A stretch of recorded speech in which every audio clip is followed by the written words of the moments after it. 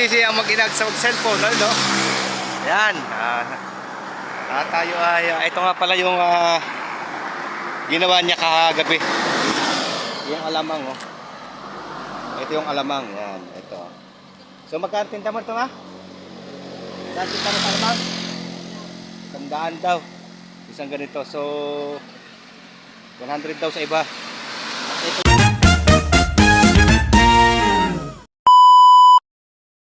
So, yan guys. Just oras na ng gabi. Alas 10 na yata. So, ito. Si Mrs. ko nagluluto ng alamang na may asukal. At syempre, panghanap buhay namin. Tulad niyan, wala tayong trabaho. Kaya tinutulungan ko siya na yan, magbantay nung kanyang niluluto. Ito po yung kanyang ginagawa. Yan. At bukas po may titinda yan. At kasama yung mangga. Yan, masarap po yung sa mangga. Yung alamang na yan. No? Yan. So ang napalagay pala namin asukal dito ay nasa mga 1 kilo at kalahati. So kailangan maging masarap yung kanyang niluluto para balik-balikan ng customer. At itong isa, ano itong mga niluto mo? Patis yan. Patis. Yan. Siguro pang ano ba ito? Hindi ko alam kung anong parsa niyang patis na yan. Gabi doon. Yan. At ito, may kasama sa sili.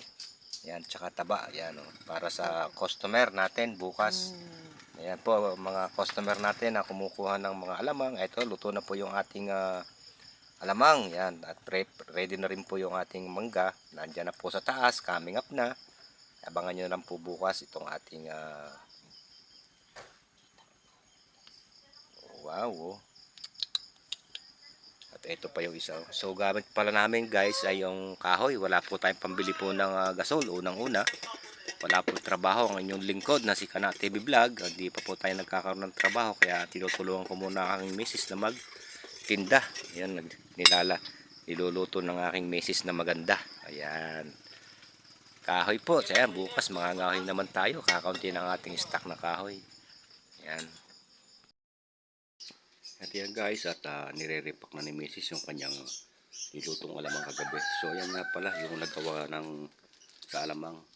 Nakaka 2, 4, 6, 8, 8 piraso. So tutubo lang siya dyan ng mga 1 bote. So, ganyan po lang talaga ang buhay ng isang mahirap. Kahit kaunti ang tubo ay pinagsasapat-sapat na. Yan guys, at mamaya idadal natin yan sa taas. Yan upang itinda sa mga turista, sa mga daraan na turista.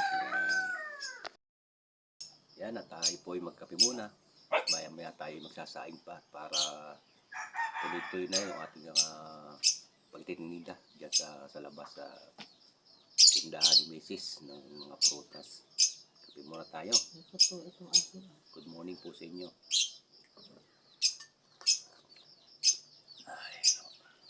So maya-maya tayo ba ay pagdidikit na naman ng kahoy at para magsaing. Yan, wala po tayong pambili ng so unang-una po wala po tayong trabaho. Kaya bago na tayo bumili pag tayo nagkaroon tayo ng trabaho.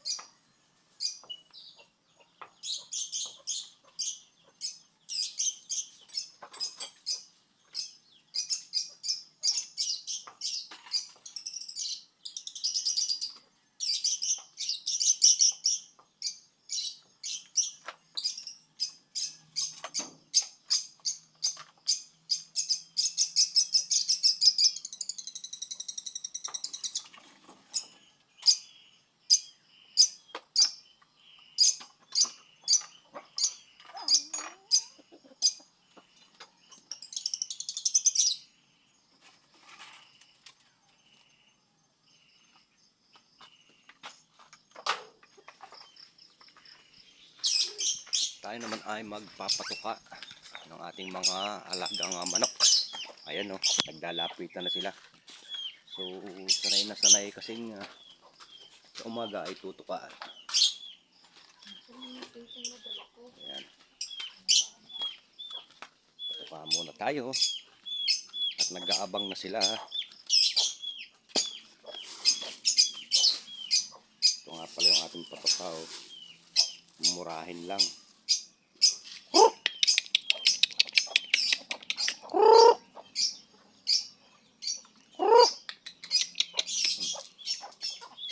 Ayan. So iba nakakulong pa.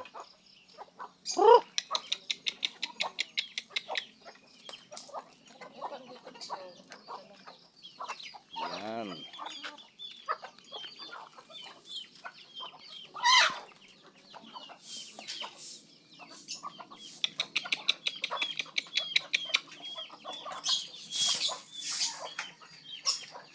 Patuka muna tayo ng ating mga alaga dyan. Ito yung aking isa oh. Nakakulong na, tinitira pa ng pusa. Yung mga native chicken to, mga ka-idol natin yun no.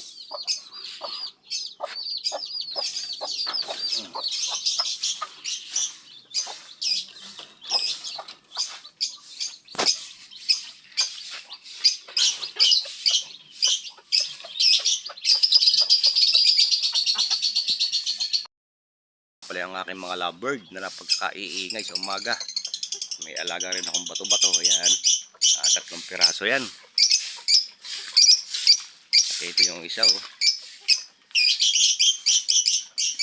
Ayan. Ito yung aking pangati na masipag. Marami nang nahuli niya no. Galing yan kay Papa Ronald Ambat. Yan, shoutout nga pala kay Papa Ronald Ambat. Yan, shoutout kay Kabunita Vlog, Kaunesa, Matepo, Kamuning. Yan, shoutout po sa inyo lahat. Eric Marpil, Tarzan Vlog, Miano. Yan, shoutout sa inyo. Yan. Tutuka. Yan, susunod naman ng ating sinaing. Yan, prepare tayo ng pagsasayat. Maya maya ay tataas tayo para maghanap buhay sa taas. Yan, magtitinda tayo ng mga mangga. Palamig, buko. Yan, ang ating munting hanap buhay ni Mrs. Yan. So yan na nga pala. Tayo nakapag-umpisa na magluto. Yan, hintayin lang natin mutong kumulo. At pag naluto tayo naman ay kakain na. Tayo tataas na para maghanap buhay. So ito nga pala ang bahay ni TV.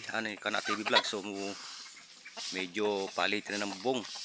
Hindi pa naman siya tumutulo dahil ng una hindi pa naulan. Yan. Pag nag-uulan na, ayan, palitin. Medyo sira na yung mga panukulan. Ito sa kabila, so ating tong inuna dahil una, teres, tambayan. Yan, medyo pinalitan na natin kahit tagpi ang bubong. Oh.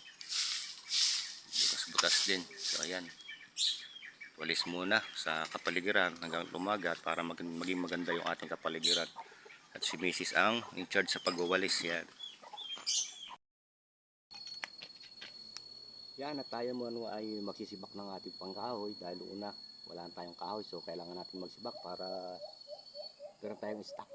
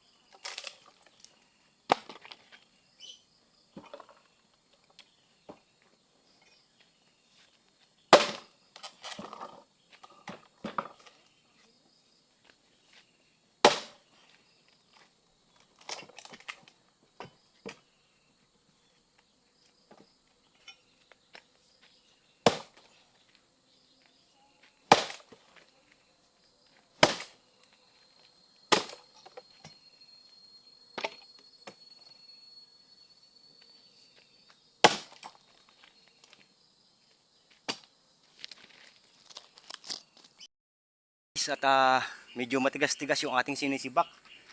Ipil yung ating sinisibak na panggatong. Oh, ayan oh. Tsaka ito. So, pawis tayo. At maganda rin to sa umaga. Unang-una exercise din. Yan ang ating mga sinibak na kahoy na ipil oh. So maya-maya, hindi natin matatapos to kasi pagod tayo. Baka bukas ulit, practice ulit tayo bukas. Yan. Yan guys, at pupuntahan natin yung tindahan ni Mrs. At tayo may pupuntahan, pasyalan muna natin yung tindahan niya. So ito, narito na nga pala tayo sa tindahan ni Mrs. Yung dalawa mag-ina. Busy sa pagsa-cellphone. Busy ang mag-ina sa cellphone, no? Yan. Tayo ay, ito nga pala yung ginawa niya kagabi. Yung alamang, oh. Ito yung alamang, yan, ito. So magkano tinda mo ito nga? Magkano tinda mo ito alamang? 100 daw. Isang ganito. So 100 daw sa iba. At ito yung mangga. Nakakapaninda yung manggang Indian mango. Yan, matamis yan. At una na, manibalang na. Malapit ng mahinog. So yan, napakatamis niya yan. Guys, hanggang dito lang ating video. At ito, yung manggang sapadera guys oh. So napakatamis nito oh. Talaga mga hindi ka magpipili sa tamis sa pagkakabili ganito. So magkano kilo nito? Magkano kilo? 100 ang kilo, sulit ka. Ito supsupin kung tawagin na sapadera. Yan, kung nakakalam na sa sapadera, matamis to guys. Yan guys, hanggang dito lang ating video. At thank you for watching. Don't forget like, share, and follow to subscribe my YouTube channel, Kana TV Vlog. Yan, thank you for watching.